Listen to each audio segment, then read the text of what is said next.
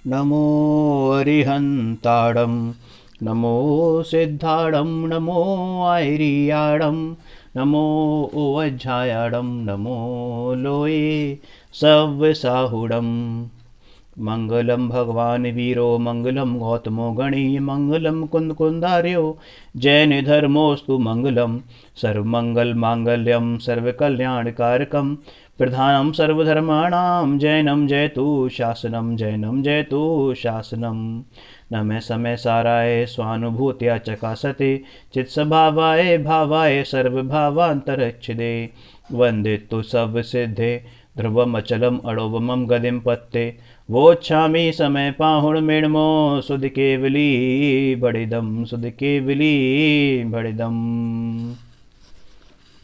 जी साहब, अपना चल रहा है तत्व ज्ञान पाठमाला भाग 2। इसका पाठ नंबर 7, जिसका नाम है चतुर्दश गुणस्थान यानी 14 गुणस्थान। अब ये गुणस्थान होते क्या है? नाम तो बहुत सुना हुआ है हमने, और नाम से स्पष्ट भी है कि ये 14 होते हैं। ठीक है, तो इनका पूरा डिटेल्स अब हम इस पाठ में पढ़ेंगे। और हमने पिछली क्लास में ये समझा था, जाना था कि ये जो पाठ है वो गोमट सार के जीव कांड से लिया हुआ है। जीव कांड नामक महाअधिकार के प्रथम अधिकार से लिया हुआ है। ठीक है, और सिद्धांत चक्रवर्ती आचार्य नेमी चंद्र जी की ये रचना है। इन्होंने इसमें गुण स्थान के बारे में विश्लेषण किया है, उसका पूरा डिस्क्रिप्शन दिया है। ठीक है, चर्चा की गई है। अब पढ़ते हैं, स्टार्ट करते हैं। चतुर्दश गुण स्थान। थोड़ा सा सब्र रखकर आप सुनिएगा, समझिएगा। ठीक है, और अगर कोई प्रश्न उठता है तो पहले इस चैप्टर को हम पढ़ लें, समझ लें। जितना मेरी छोटी बुद्धि है उससे मैं समझा पाऊँ, आपको क्लियर कर पाऊँ विषय को। उसके बाद अगर कोई प्रश्न आपका रह जाए तो उसके बाद हम डिस्कस करेंगे। क्योंकि कई बार ऐसा हो सकता है कि कोई प्रश्न आपका उठे और वो आगे ही उसका समाधान मिल रहा हो। ठीक है, तो पेशेंस रख के सुनिएगा।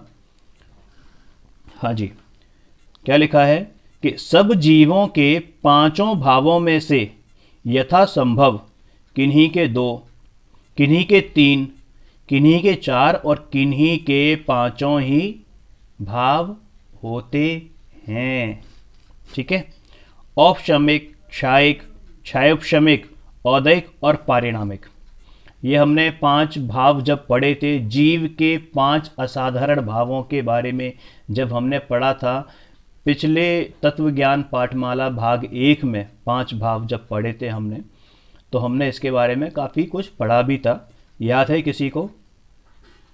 हाँ, अब याद तो तब होगा ना जब हम पिछली बार पलट के देखेंगे, है ना। तो थोड़ा सा मेहनत करिए, समझिए इस चीज़ को। तो 5 भाव कौन से बताए थे? औपशमिक, क्षायिक, क्षायोपशमिक, है ना, औदैक और पारिणामिक भाव। ठीक है, तो औपशमिक भाव, क्षायिक भाव, क्षायोपशमिक और औदैक भाव, ये जो 4 भाव है शुरू के, औपशमिक औपशमिक, क्षायिक, क्षायोपशमिक और औदैक भाव, ये 5 भाव क्या होते हैं? ये 4 भाव जो होते हैं ये कर्म सापेक्ष होते हैं।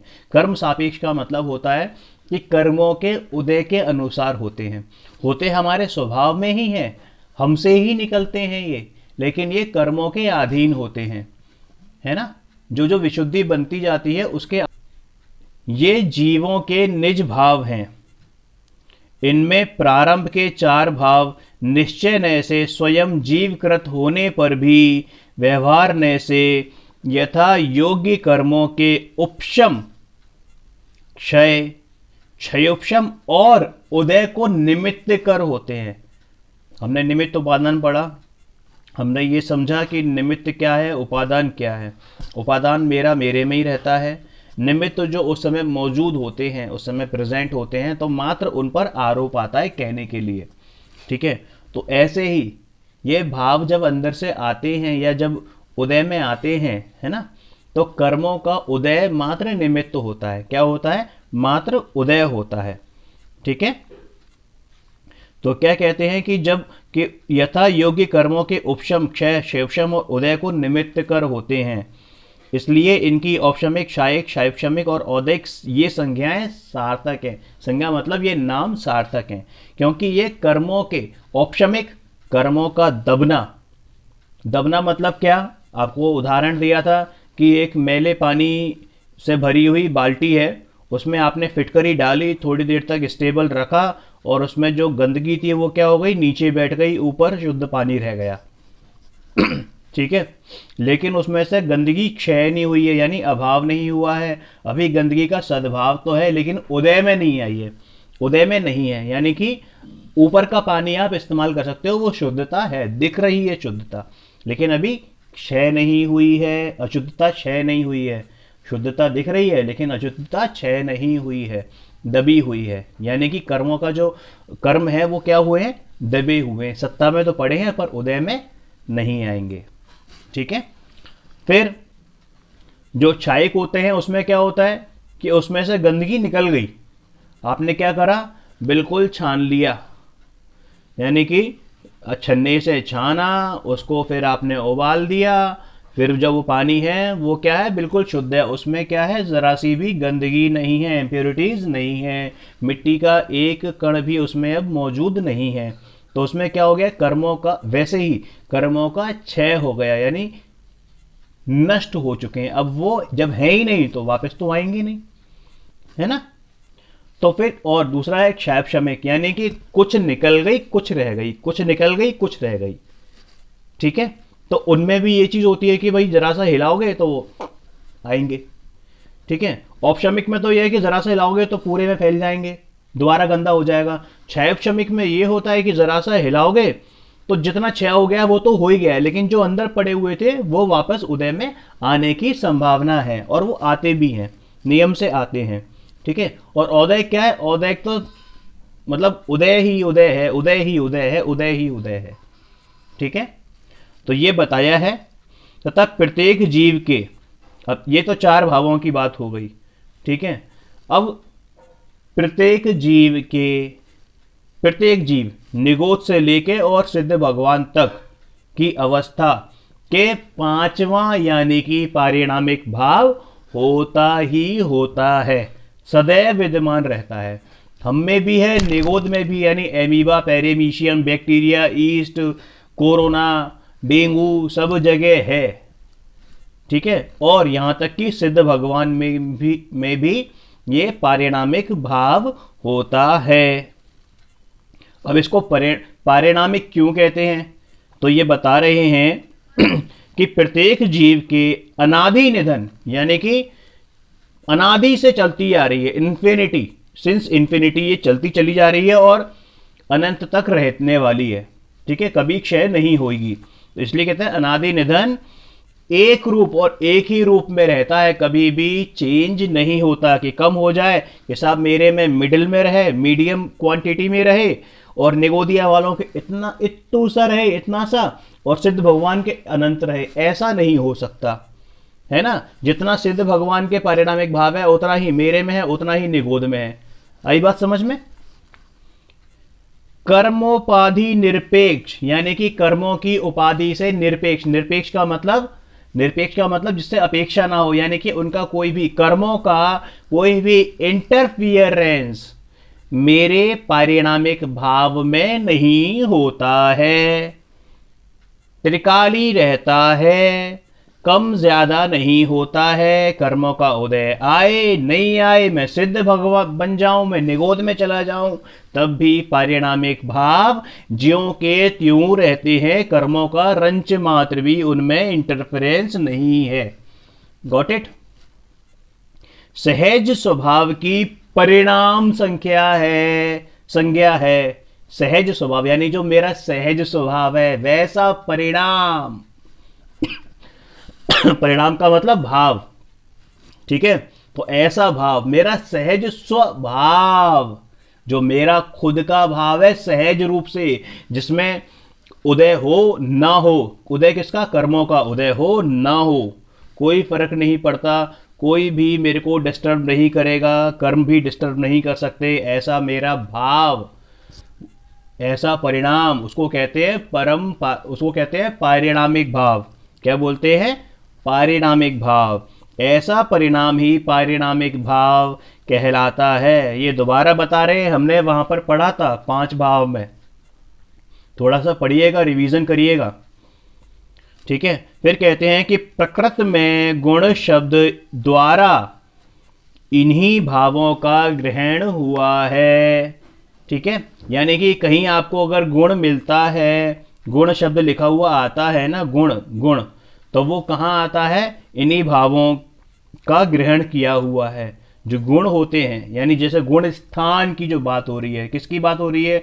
गुण स्थान की जो बात हो रही है, वो इन्हीं में ग्रहण किया हुआ, यानी ये 5 भाव हैं, इन्हीं से निकला है ये गुण शब्द, गुण स्थान। ठीक है। तो ये 5 भावों का स्थान है बेसिकली। क्या स्थान है? 5 भावों का स्थान है। अभी हम आगे पढ़ेंगे डिटेल्स में, थोड़ा सा आप इसको बस सुनो और समझो कि 5 भावों का स्थान अलग अलग गुण स्थान में अलग अलग भाव होते हैं। मतलब एक गुण स्थान में 1, 2, 3, 4, 5 भाव भी हो सकते हैं। एक तो नहीं होता, 2 भाव कम से कम होते हैं। ठीक है। 2 से लेके 5 भाव तक किसी में हो सकते हैं, किसी में 3 हो, किसी में 4 हो। ठीक है। तो मतलब और कौन सी उनमें परम्यूटेशन कम्बिनेशन चलता है, किसी में कोई 2 है, किसी में कोई 2 है, किसी में कोई 4 है, किसी में कोई 3 है, इस तरीके से। तो ये क्या है? गुण स्थान। यानी अपनी विशुद्धि, अंतरंग विशुद्धि जैसे बढ़ती चली जाती है, वैसे वैसे हमारी जो लेवल है, कैटेगरी है, वो भी बढ़ती चली जाती है। लेकिन ये ध्यान रखिए कि गुण स्थान भी कर्मों के ऊपर आश्रित है। मेरा स्वभाव नहीं है, मैं तो गुणस्थान अतीत हूँ, गुणस्थान अतीत हूँ। आई बात समझ में? ये कर्मों के अधीन है। मेरा तो विशुद्धि अपने आप ही बढ़े, मतलब आप अंदर रहोगे तो भैया विशुद्धि तो अपने आप बढ़नी है। और जैसे जैसे बढ़ती जाएगी आपके गुणस्थान बढ़ते जाएंगे, जैसे जैसे कम होगी आपके गुणस्थान कम होंगे। और कम और ज़्यादा ये पुरुषार्थ पर निर्भर करता है कि आप पुरुषार्थ करोगे, कैसा पुरुषार्थ चलेगा आपका, सही दिशा में पुरुषार्थ चलेगा तो गुणस्थान अपने आप बढ़ेंगे। लेकिन कोई भी जीव जो पुरुषार्थ करता है वो गुणस्थान चढ़ने के लिए नहीं करता, वो अपना कल्याण करने के लिए पुरुषार्थ करता है। ना तो सम्यक दर्शन के लिए पुरुषार्थ करता है, ना ही मोक्ष पाने के लिए पुरुषार्थ करता है। वो क्या पुरुषार्थ करता है? वो तो सिर्फ अपने में रहने का पुरुषार्थ करता है कि भैया मेरा जो निज घर है मैं उसी में निवास करूं, बाहर जाऊंगा तो पकड़ा जाऊंगा, मार लगेगी मार। समझे बात को? तो अपने में रहना है तो वही पुरुषार्थ रहना चाहिए। गुणस्थान तो ऊपर नीचे कोई फर्क नहीं है, उस तरफ ध्यान भी नहीं देना। ठीक है। लेकिन ये समझने के लिए कि मेरा पुरुषार्थ सही दिशा में हो, वो निर्णय करने के लिए ये समझना जानना जरूरी है, आवश्यक है। ठीक है। तो क्या कहते हैं कि मात्र मोह और योग निमित्तक। आई बात समझ में? अब मोह और योग दोनों मुझसे परे हैं। मोह का मतलब क्या हो गया? जो कषाय रूप भाव जो हैं, 4 कषाय है ना, अनंतानुबंधी, प्रत्याख्यान, अप्रत्याख्यान और संजुलन, ये कषाय जो हैं। ठीक है। और योग यानी कि मन वचन काय रूप। ठीक है। तो इनका जो जोड़ है उसका निमित्तक कौन है साहब? निमित्तक, योग निमित्तक इन्हीं भावों के तारतम्य से 14 स्थान बनते हैं। और इन दोनों का तारतम्य मतलब इन दोनों के जोड़ से, है ना, इन दोनों को जब कषाय और योग जब एक दूसरे में घुसते हैं, समझ में आया?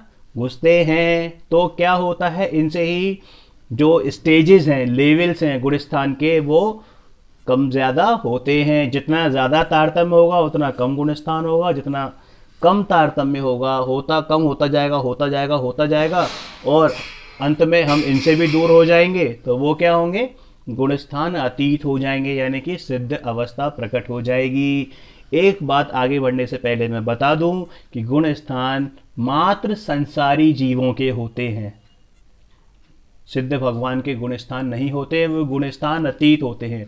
अब कोई आपसे पूछे कि साहब आप कौन से गुण स्थान में हो, अरे साहब हमारे क्या, हम क्या गुण स्थान, हमारे तो गुण अते पते ही नहीं है, हम तो सबसे अंतिम में होंगे, 14वें में होंगे। भैया 14 तो अयुग केवली का है, उसके बाद तो एक अंतर मुहूर्त में, मात्र अंतर मुहूर्त के अंदर अंदर आपको जो है सिद्ध अवस्था प्रकट हो जानी है। समझ में आई बात? हाँ, तो उसको ऐसे नहीं लेना कि सबसे अंत में 14th है तो सबसे गिरा हुआ है, सबसे उत्कृष्ट गुण स्थान होता है वो। लेकिन उस गुण स्थान से भी ऊपर एक अवस्था है जो गुण स्थान अतीत है, जिसे हम कहते हैं सिद्ध अवस्था। ठीक है।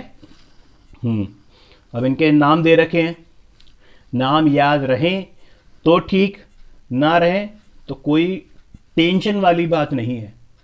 जब हम पढ़ेंगे तो अपने आप याद होते चले जाएंगे, और नहीं भी होंगे, मुझे तो कल ही याद हुए हैं, सही बताऊं तो आपको। ठीक है ना? तो नाम याद रहें तो ठीक है, नहीं याद रहें तो कोई परेशानी वाली बात नहीं है। उस गुणस्थान में क्या होता है बस ये थोड़ा बहुत समझ में आना चाहिए हमको। ठीक है। ये भी किस लिए? कि मुझे अपनी महिमा का भावाभासन हो सके, अपने परमात्म स्वरूप का भावाभासन हो, है ना? मुझे ये मालूम पड़े कि मेरे को पुरुषार्थ किस डायरेक्शन में करना है। ठीक है। तो पहला क्या है? मिथ्यात्व। पहला क्या है? मिथ्यात्व। ठीक है। अब अगर मैं आपसे ये बोलता हूं कि मैं अभी पहले गुण स्थान में हूं क्योंकि मैं मिथ्या दृष्टि हूं,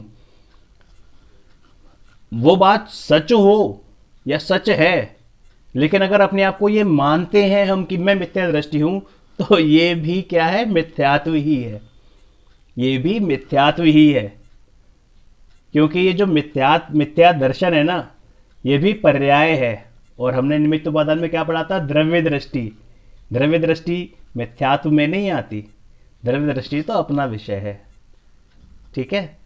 कहना है कि मैं मिथ्या दृष्टि हूं, अभी इतनी विशुद्धि नहीं हुई है, प्रयास जारी है, लेकिन उसको अंदर से मानना कि मैं मिथ्या दृष्टि हूं, तो वो मिथ्यात्व कभी छूटेगा नहीं। और मिथ्यात्व भगाने का प्रयास नहीं करना है हमको, अपने अंदर विशुद्धि की तरफ फोकस करने का प्रयास करना है, वो पुरुषार्थ करना है, अपने परमात्मा स्वरूप की तरफ दृष्टि लगाने का पुरुषार्थ करना है। तो मिथ्यात्व तो अपने आप जाएगा। ठीक है। सेकंड है सासादन, फिर है मिश्र। मिश्र का मतलब होता है सम्यक मिथ्यात्व। क्या? सम्यक मिथ्यात्व। ठीक है। फिर है अविरत सम्यक्त्व। हमने एक शब्द पढ़ा था ज्ञानी श्रावक की 11 प्रतिमाओं में, अविरत सम्यक दृष्टि। चौथे गुण स्थानवर्ती को हम क्या कहते हैं? अविरत सम्यक दृष्टि। कई लोग उसको अव्रत कह देते हैं, अव्रत। भारी दृष्टि से वो ठीक है कि उन्होंने व्रत नहीं पाले हुए हैं, व्रत संयम नियम वगैरह नहीं पाले हुए हैं, लेकिन उनको क्या है? उनका मिथ्यात्व चला गया है, वो अपने अंदर अनुभव उनको हुआ है। ठीक है। अब उसके बारे में हम डिटेल में पढ़ेंगे, फिलहाल आप नाम देख लीजिए। अविरत सम्यक्त्व, देश विरत। जो ज्ञानी श्रावक की 11 प्रतिमाएं हमने पढ़ी थी, उनमें क्या था? देश विरत। पांचवा गुण स्थान जो है था देश विरत, उसे ही हम श्रावक कहते हैं। प्रमत्त संयत, छठा गुण स्थान। सातवां अप्रमत्त संयत, अपूर्वकरण, अनिवृत्तिकरण, सूक्ष्म सांप्राय, उपशांत कषाय या उपशांत मोह। उपशांत कषाय या उपशांत मोह। उपशांत का मतलब होता है उपशम वाला, यानी कि दबे हुए, जिसकी कषाय सर्व पूरी तरह दब गई हैं, लेकिन अब छटपटा रही हैं उठने के लिए, छटपटा रही हैं उठने के लिए। 11वें गुणस्थान के बाद जीव नियम से गिरता है, क्योंकि वो जो अंदर दबी हुई कषाय है ना, दबे हुए कर्म है, वो बाहर आने के लिए उतावले हो रहे हैं और वो निकल जाते हैं। ठीक है। उपशांत कषाय या उपशांत मोह भी कहते हैं। 12वां है क्षीण कषाय या क्षीण मोह, यानी कि वहां पर purity, complete purity, complete purity. अब उसमें एक रंच मात्र भी कषाय का रंच मात्र भी कण शेष नहीं है। ठीक है। फिर है आपका संयोगी केवली यानी अनंत अवस्था। संयोग केवली, जिनका मन वचन काय अभी हलन चलन कर रहा है। योग है, कषाय खत्म हो गई, योग है। ठीक है। और जब वो मन वचन काय का जो योग है, वो भी जब बिल्कुल बंद हो जाता है, उनका हलन चलन बंद हो जाता है, और एक अंतर मुहूर्त के अंदर अंदर, यानी कि 2 समय के अंदर अंदर वो सिद्ध बन जाने वाले होते हैं या बन जाते हैं, उनको कहते हैं अयोग केवली। अब आप कहोगे कितना समय होता है? 14वें गुण स्थान में तो कोई समय नहीं लगता, 13वें से 14वें आने में। 13वें तो लंबा समय रह सकता है, लेकिन 14वें में आ गया तो आप समझो कि विद इन 2 समय, सेकंड नहीं, 1 सेकंड में तो असंख्यात समय आ गए, विद इन 2 समय, 3 समय में वो सिद्ध बन जाने वाले हैं, यानी कि गुण स्थान अतीत हो जाने वाले हैं। आज के लिए इतना ही। अगली बार इनकी डिटेल्स में पढ़ेंगे, 14 गुण स्थान के बारे में पढ़ेंगे। थोड़ा समय लगेगा, सब्र रखकर सुनिए, पढ़िए। ठीक है, सभी को जय जिनेंद्र।